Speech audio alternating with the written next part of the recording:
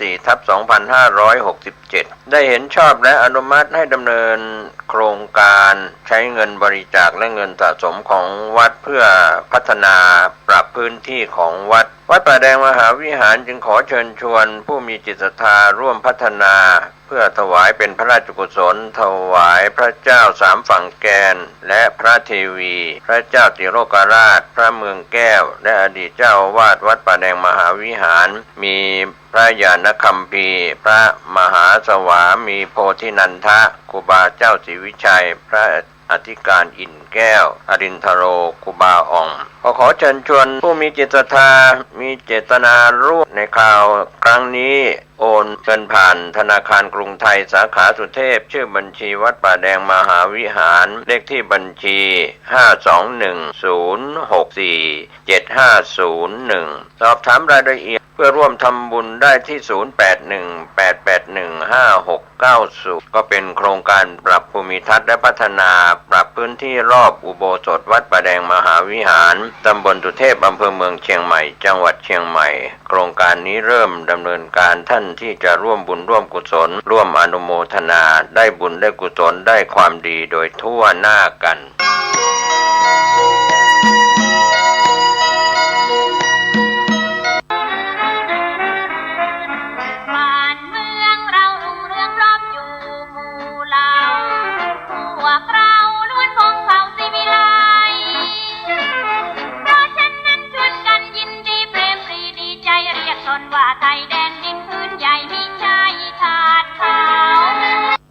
วันที่25 มกราคมของทุกปีเป็นวันกองทัพไทยทางวัดพระธาตุปู่แก้วจามเทวีตำบลฮอดอำเภอฮอดจังหวัดเชียงใหม่รำลึกถึงบุญระลึกถึงคุณพระมหากษัตริย์ไทยผู้กอบกู้เอกราชขอเชิญชวนศาสนิกชนอุบาสกอุบาสิการ่วมรำลึกถึงคุณพระมหากษัตริย์ทุกพระองค์ที่กอบกู้เอกราชของชาติบ้านเมืองทางวัดพระธาตุอู่แก้วจามเทวีขอเชิญร่วมพิธีบวงสรวงบูรพมหากษัตริย์ณลานราชานุสาวรีย์พระนเรศวรมหาราชหลังเสาหลักเมืองฮอดพิสดารนครพิธีบวงสรวงเวลา 9:09 นาทีเวลา 11 นาฬิกาถวายภัตตาหารเพลแด่พระสงฆ์สามเณรและเรียนเชิญแขกผู้มีเกียรติร่วมรับประทานอาหารท่านที่จะร่วมบริจาคเป็นเจ้าภาพโรงทานข้าวน้ำโภชนาอาหารติดต่อและสอบถามรายละเอียดได้ที่พระสวัสดิตปัญโยประธานสงฆ์วัดพระธาตุอู่แก้วจามเทวี0616814944ติดต่อนันมิ้น0805016382แอดมินเม0956960880ติดต่อแอดมินออม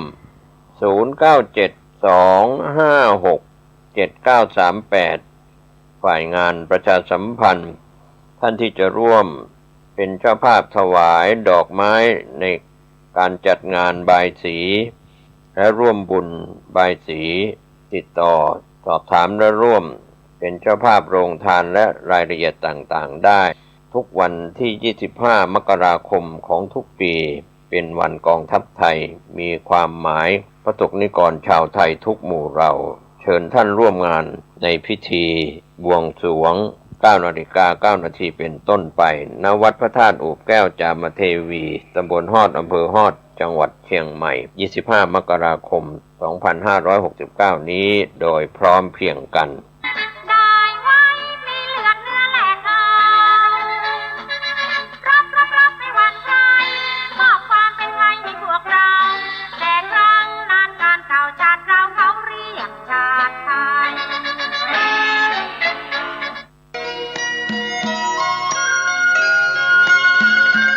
ข่าวสารเพื่อการประชาสัมพันธ์ของคณะสงฆ์จังหวัดเชียงใหม่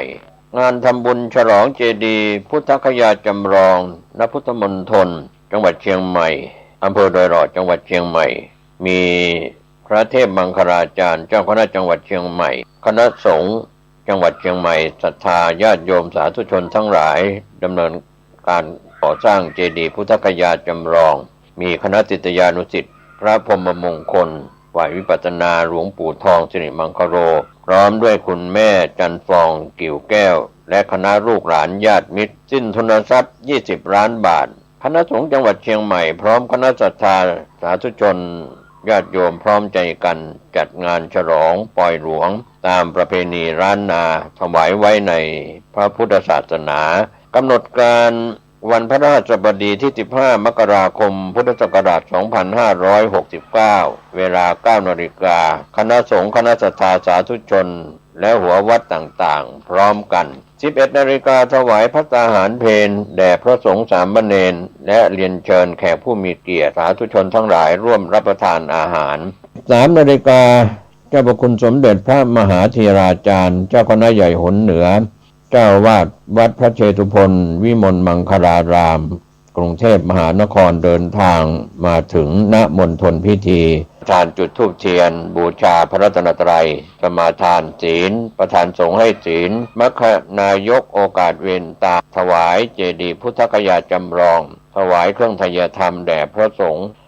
อนุโมทนาให้พรเป็น7 พิธีงานนี้มีพระเดชพระคุณพระเทพมังคลาจารย์เจ้าคณะจังหวัดเชียงใหม่พร้อมคณะสงฆ์จังหวัดเชียงใหม่คณะศรัทธาสาธุชนทั้งหลายร่วมกันเป็นเจ้าภาพท่านสามารถสอบถามรายละเอียดและร่วมอนุโมทนาทำบุญได้ที่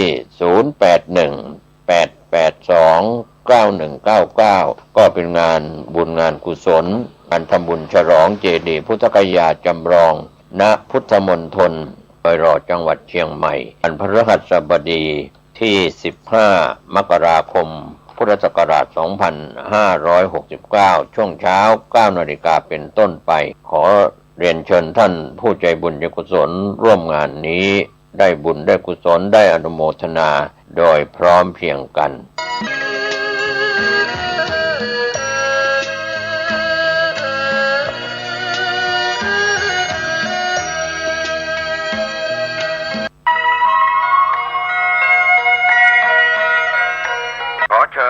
น้องชาวพุทธร่วมเป็นเจ้าภาพสร้างห้องสุขาห้องอาบน้ำเพื่ออำนวยความสะดวกแก่คณะศรัทธาสาธุชนที่จะเข้าปฏิบัติธรรมกรรมฐานณวัดบ้านเราพระเจ้าตาเขียวพื้นที่126 ตารางเมตรจำนวน23 ห้องประกอบด้วยห้องน้ำหญิง8 ห้องห้องอาบน้ำ4 ห้องห้องสำหรับผู้พิการ1 ห้องห้องน้ำชายแบ่งเป็นห้องสุขา5 ห้องโถปัสสาวะ3 โถห้องอาบน้ำ4 ห้องและห้องสำหรับผู้พิการอีก1 ห้องท่านผู้ใจบุญใจกุศลร่วมสร้างห้องน้ำห้องขาตารางเมตรละ 10,000 บาทหรือตามกำลังเจตนาศรัทธาติดต่อร่วมทำบุญได้ที่ธนาคารกรุงไทยสาขาป่าซางเลขที่บัญชี79800274865ชื่อบัญชีวัดบ้านเราหรือสอบถามรายละเอียดเพิ่มเติมได้ที่พระครูภาวนาโสภิตผู้ช่วยศาสตราจารย์ด็อกเตอร์เจ้าวาดวัดบ้านเราพระเจ้าตาเขียวตำบลบ้านเรือนอำเภอป่าซางจังหวัดลำพูนโทรศัพท์0969525159ได้ทุกวันขออนุโมทนากับเจ้าภาพทางไกลและที่ร่วมทำบุญทั้งภาคปกติและออนไลน์ได้บุญได้กุศลได้ร่วมอนุโมทนาโดยทั่วหน้ากัน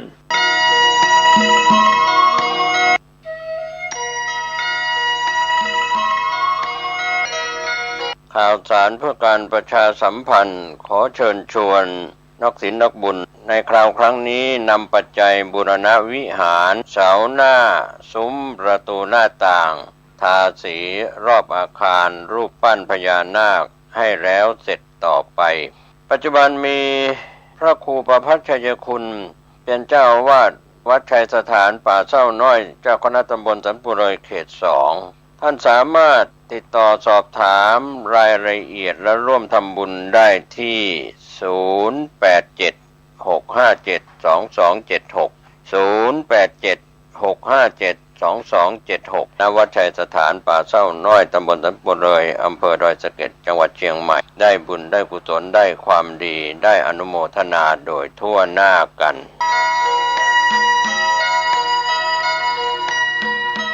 มาพบปะกับญาติกับโยมอีกเช่นเคยอาตมาภาพตุเจ้าวัดหนองตองห่างดงจังหวัดเชียงใหม่มา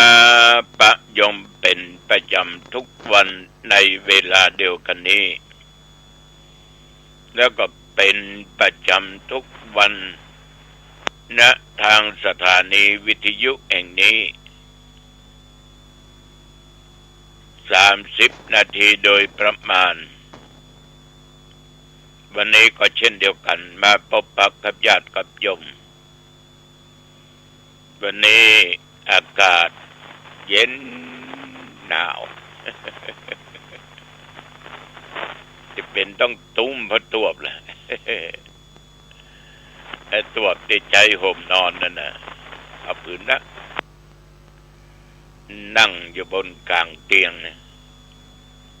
พลังพิงกับหมอนสี่เหลี่ยมเนี่ยผ้าตัวก็ตุ้มเนี่ยอุ่นลูกเอ้ย อุ่นก็รักษาสุขภาพนั่นน่ะขนาดรักษาอยู่ตลอดเวลามันยังอย่างนี้น้ำมูกไหลใสออกมาไออยู่เนี่ยถ้ามารักษาสุขภาพมันก็คงจะเป็นหวัดเป็นไอไปมากกว่านี้ฉะนั้นสิ่งเหล่านี้อัตตาหิอัตโนนาโถตนแลเป็นที่พึ่งของตนเท่านั้นเองเอาละญาติโยมอายุในปีใหม่นี่ก็เป็น4 วันผ่านไปแล้วเนาะ5 วันนั่งเข้ามาละเอาสิ่งดีๆมาใส่ไว้ในจิตในใจเอามาไว้พระสวดมนต์กันเน้อตั้งอกตั้งใจเน้อญาติโยมอะระหังสัมมาสัมพุทโธภควาพระผู้มีพระภาคเจ้าเป็นพระอรหันต์ดับเพลิงกิเลสเพลิงทุกข์สิ้นเชิงตรัสรู้ชอบได้โดยพระองค์เองพุทธังภควันตังอภิวาเทมิข้าพเจ้าอภิวาทพระผู้มีพระภาคเจ้าผู้รู้ผู้ตื่นผู้เบิกบานกราบพระพุทธสวากขาโตภควตาธัมโมพระธรรมเป็นธรรมที่พระผู้มีพระภาคเจ้าตรัสไว้ดีแล้วธัมมังนัมมัสสามิข้าพเจ้านมัสการพระธรรมกราบพระธรรมสุปฏิปันโนภควโตสาวกสังโฆพระสงฆ์สาวกของพระผู้มีพระภาคเจ้าปฏิบัติดีแล้วสังฆังนัมมามิข้าพเจ้านอบน้อมพระสงฆ์กราบพระสงฆ์นะโมตัสสะภะคะวะโตอะระหะโตสัมมาสัมพุทธัสสะนะโมตัสสะภะคะวะโตอะระหะโตสัมมาสัมพุทธัสสะนะโมตัสสะภะคะวะโตอะระหะโตสัมมาสัมพุทธัสสะพุทธังสรณังคัจฉามิธัมมังสรณังคัจฉามิสังฆังสรณังคัจฉามิตุติยัมปิพุทธ ธังสารนังคัจฉามิตุติยัมปิธัมมังสารนังคัจฉามิตุติยัมปิสังฆังสารนังคัจฉามิตติยัมปิพุทธังสารนังคัจฉามิตติยัมปิธัมมังสารนังคัจฉามิตติยัมปิสังฆังสารนังคัจฉามิอิติปิโสภะคะวะอะระหังสัมมาสัมพุทโธวิชชาจารณะสัมปันโนสุขโตโลกวิทูอนุตตโรปุริสัทธัมมาสาลัทธิสัทธาเทวามนุษย์สานังพุทโธภควาติยันตุนิมิตังอวะมังคลัญจาโยจะมานาโปสะกุณัสสะสัทโธปะปังกะโหโตโสปินังอากันตังพุทธานุภาเวนะบินาสเมนตุสวากขาโตภะคะวะตาธัมโมสันติติโกอากาลิโกเอหิปัสสิโกโอปันนาจิโกปัจจตังเวทิตาโพวินยูหิติยันตุนิมิตังอวะมังคลัญจาโยจะมะนาโพสะกุณัสสะสัทโธปะปังกะโหโตสุปินังอากันตังธัมมานุภาเวนะวินาสเมนตุสุปฏิปันโนภะคะวะโตสาวกสังโฆอุจุปฏิปันโนภะคะวะโตสาวกสังโฆยายะปฏิปันโนภะคะวะโตสาวกสังโฆสามิจิปฏิปันโนภะคะวะโตสาวกสังโฆยะติตังยัตตาเรปุริสายุคาเนอัตตะปุริสาปุคลาเอสะภะคะวะโตสาวกสังโฆอาหุนายโยปะหุนายโยทักขินายโยอัญชลิกะระนิโยอนุตตลังปุญญเกตังโลกัสสาติยันตุนิมิตังอวะมังคลัญจาโยจะมะนาโพสะกุณัสสะสัทโธปะปังกะโหโตโสปินังอากันตัง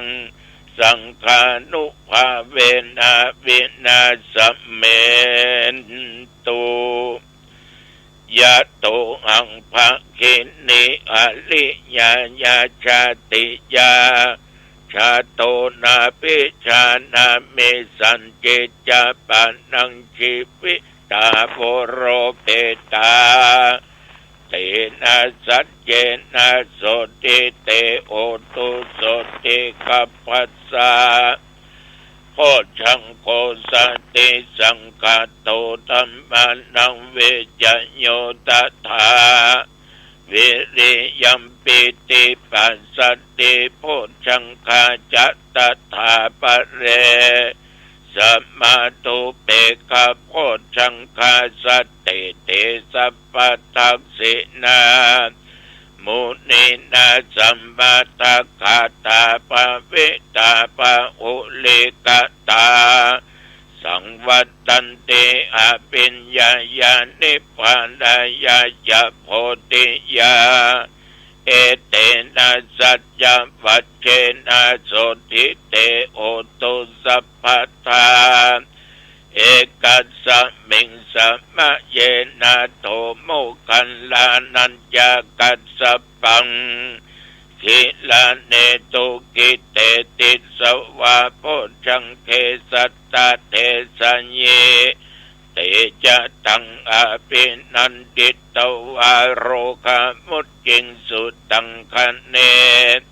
เอเตนะสัจจวัชเชนะโสติเตโอตุสัพพทาเอกาตาธรรมราชาปิเขลัญเยนะปิปิริโตยุนตเตเรนะตัญเยวะพันนาเปตวานาสาธารังสัมโมติตวาจังอาภาธาตัมอาวุธาสิธานาโสเอเตนะสัจจวัชเชนะโสติเตโอตุสัพพทาปะเยนะเตจาอาภาธาตินันนัมปิมะเยสินังมัคคะอัตตกิเลสวะปัตตานุปติธัมมตัง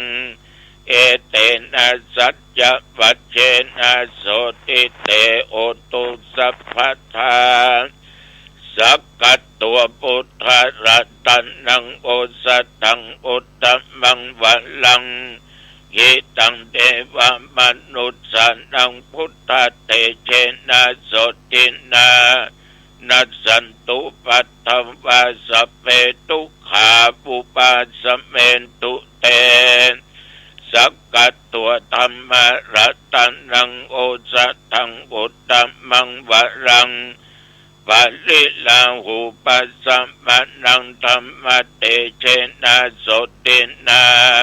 นัสสันตุปัตตวาสเปปัญญาบุปัสสะเมนตุเต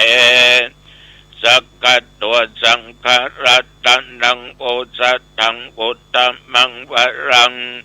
อาอุนัยยังปะอุนัยยังสังฆเตเชนะโสตินา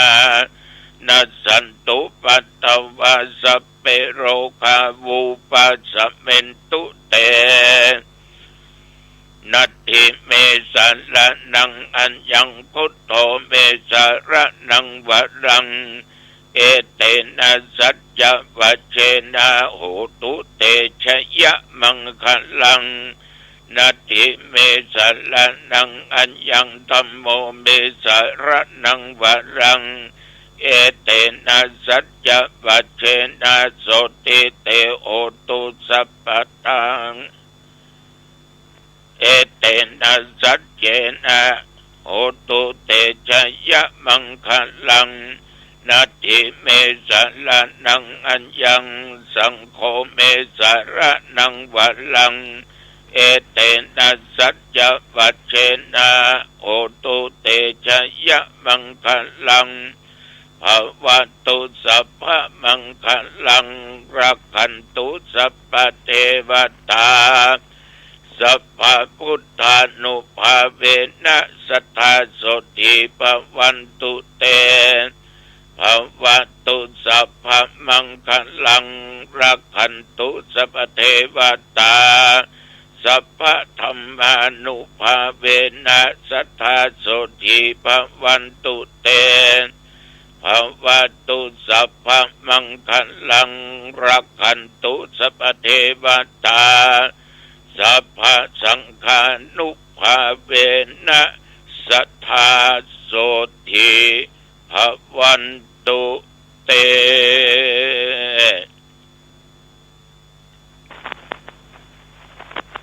โดยบทพุทธานุภาพธรรมานุภาพสังฆานุภาพบทสาธยายมนต์พชังคะปริตยันทุนและสกัดตัวอันเป็นบทอันศักดิ์สิทธิ์ป้องกันเพศภัยอันตรายต่างๆบ่ว่าโลกาภัยและภัยต่างๆนานาทุกสารทิศโดยจิตอันตั้งมั่นข้าพเจ้าขอญาติโยมท่านผู้ฟัง ทุกท่านทุกคนถึงยิ่งใจแม้นว่าตนข้าพเจ้าก็ดีโยมทั้งหลายก็ดียิ่งใจได้ดำรงโรคาเพียทิโรคภัยไข้เจ็บอันหนักอันร้ายหมอยุบหมอยาบางหายกินยาบางหายโรคนักนี้เกิดทั้งนอกกายและในกายขอพุทธคุณธรรมคุณสังฆคุณบทสวดมนต์สาธยายมนต์จงกำจัดยังโรคภัยไข้เจ็บอันร้ายอันหนักเหล่านี้อันตรธาน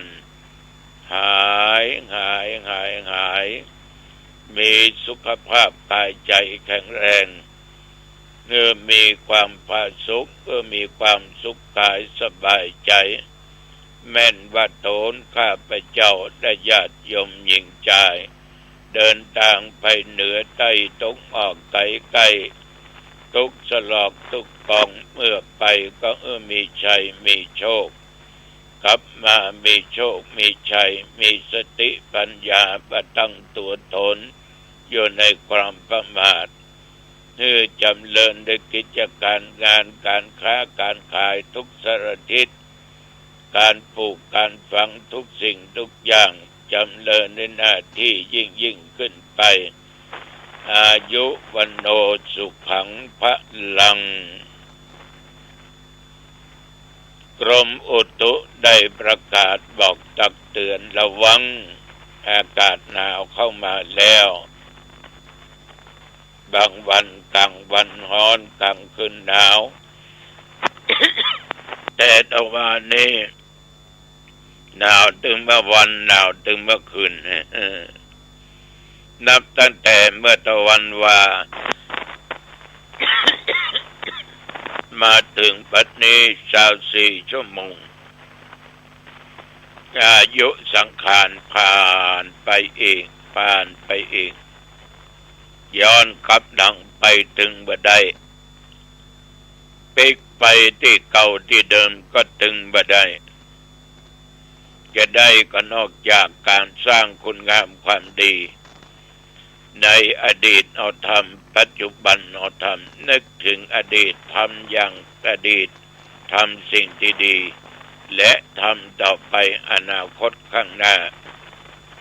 แต่สิ่งใดมันบดีในอดีตอย่าไปนึกถึงมันเอาปัจจุบันทำคุณงามความดีเพื่ออนาคตจะได้ทำสิ่งดีๆญาติโยม24 ชั่วโมงผ่านไปแต่ว่านี้ฉันเจ้าก็บ่ได้ไปไหนก็มีญาติโยมหลายที่หลายแห่งเพิ่นมาทำบุญ9 วัดก็มีวัดเดียวก็มีก็มีคนถามว่าไปไหว้พระ9 วัดได้บุญนักก็ไปวัดเดียวได้บุญหลายก็ถ้าไปวัดเดียวก็ได้บุญนักไปวัดหลายก็ได้บุญหลายสร้างคุณงามความดีนั้นญาติโยมไม่ปฏิเสธเพราะการไปกระทำบุญไปไหว้พระที่นั่นที่นี่โยมมีศรัทธามีความเชื่อแล้วมีความเชื่อยังบ่พอมีความเลื่อมใสมีความหูสติปัญญารู้จักบาปรู้จักบุญรู้จักคุณรู้จักโทษญาติโยมจึงไปกระทำบุญได้บุญดังนั้นคนที่มันไปมีเรื่องอย่างวัดใดก็ได้ก็คำที่ว่าเปิ้นก็ตัวติเปิ้นก็บาปละพอคิดจากใจคิดออกจากวาจาฉะนั้นทำดีเนี่ยได้บุญทั้งนั้นได้คุณงามความดีทั้งนั้นเรียกว่าบุญก็ได้แวะต่างไส้ก็เต็มปลายพอตาได้หูได้หันอันนั้นอันนี้เป็นกำไรแห่งชีวิตแต่ว่านี่ก็2-3 หมู่ก็ต้องขออนุโมทนาต่อพอออกไม่ออกบางหมู่ก็มาเป็นครอบครัวบางหมู่ก็มาหลายคณะด้วยกันมาเป็นลำรถตู้ต้องขออนุโมทนาขอบใจ ฉันเพลเรียบร้อยแล้วก็อยู่วัดถึงเวลาก็ส่งน้ำ4 โมงเย็นก็ออกจากวัดไปเทศนาธรรมนครกันที่วัดอรัญญวาสบ้านปงโลหะประสาททุ่มปลายเล็กน้อยไปจบ2 ทุ่มขอโทษอย่าง5 โมงปลายไปจบเกือบ7 โมงนะแต่ว่าใน7 โมงค่ำ7 โมงเย็นเรียบร้อยถ่ายถ่ายอย่างเสร็จเรียบร้อยก็ลงมาเทศที่ห่างดงเอาคนเฒ่าอายุได้ถึง92 ปีครอบครัวนี้เป็นครอบครัวใจบุญเพราะแฟนของคนที่ตายนั้นอยู่กับวัดกับบาชอบกินตาลรักษาศีลฟังเทศน์ฟังธรรมและเป็นไวยาวัจกรของวัดตัวก็เทศน์จบก็กลับวัดแล้วก็พักผ่อนจนถึงปัจจุบันบัดเดี๋ยวนี้แน่ชีวิตของคนเฮาเนี่ยแต่ละวันมันก็ผ่านไปเมื่อเรายังอยู่ร่วมกันเนี่ยญาติโยมสิ่งสำคัญหนึ่งต้องรู้จักอภัยซึ่งกันและกันเมื่อมีความกระทบกระเทือนกระแทกแดกดันกันต้องให้อภัยกันอย่าทำร้ายกันในทางกายทางวาจาทางด้านจิตใจทางกายนั้นก็ลงไม้ลงมือตีพ่องบุกพ่องแทงพ่องยิงพ่องมันบดีเป็นบาปเนอะอภัยอภัยการอภัยนั่นน่ะมันได้บุญได้กุศลเยอะเราจะบัดได้สร้างบาปสร้างกรรมทางชั่วร้ายต้องให้อภัยนอกจากนั้นทางบาจาก็บ่ต้องไปว่าอย่างคือเปิ้นไม่ต้องไปส่อเสียดไม่ต้องไปติฉินนินทานั่นมันเรื่องของเขาไม่ใช่เรื่องของเราอย่าเอาเรื่องของคนอื่นมาเป็นกำกึดมาเป็นทุกข์เรื่องของแต่ละบุคคลอย่าเอาสิ่งเหล่านั้นมาแปดเปื้อนตัวเองรู้จักอภัยอย่าคิดโกทะคือโกรธอาฆาตพยาบาทมาดร้ายญาติโยมบางคนจิตใจนี่โอ้โหทั้งเยี่ยมโหด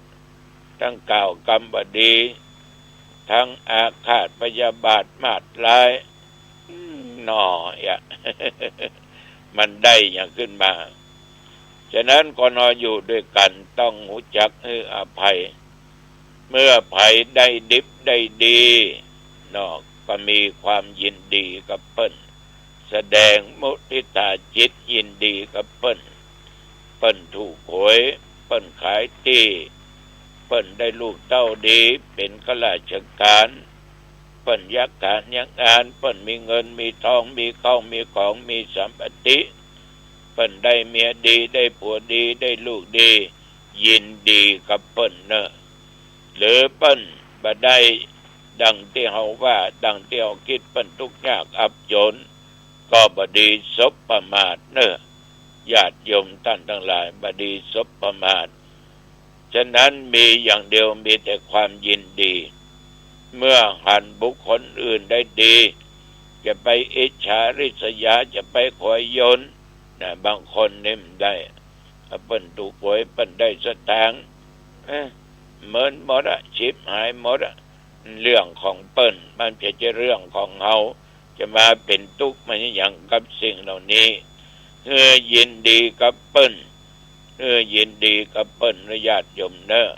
แล้วเราก็จะมีความสุขดีบ่ดีมีความสุขต่อคนที่ได้รับโชคที่มีสตางค์มันก็วนก็วายมันกลัวหายมันก็กลัวคนกลัวโจรกลัวขโมยงูมันลักมาปล้นมาจี้มาฆ่ามันตายมันกลัวสัพพะจะจ่ายอย่างนั้นนี่ก็กลัวมดกลัวเสี่ยงมันเลยเป็นทุกข์เฮารู้จักอภัยรู้จักแสดงความยินดีนี่เฮาก็จะเป็นสุขยิ่งขึ้นไป แต่บางสิ่งบางอย่างเนี่ยญาติโยมมาช่วยบ่ไหวช่วยบ่ได้ก็อุเบกขาบ่ต้องเอามาเปลืองกำกึดนะเฉยเหียเมื่อหันเข้าถึงความวิบัติก็ดีอะไรอย่างก็ตามเฉยเหียเพราะสิ่งเหล่านี้มันเป็นของแต่ละบุคคลที่มันสร้างขึ้นมาสร้างไว้อย่างใดก็ได้รับผลอย่างนั้นต้องมีอุเบกขาในสิ่งที่ถูกต้องไม่ใช่ว่าอุเบกขาไปเลยนะแทนที่ช่วยเพิ่นได้ก็เฉยเมยอุเบกขา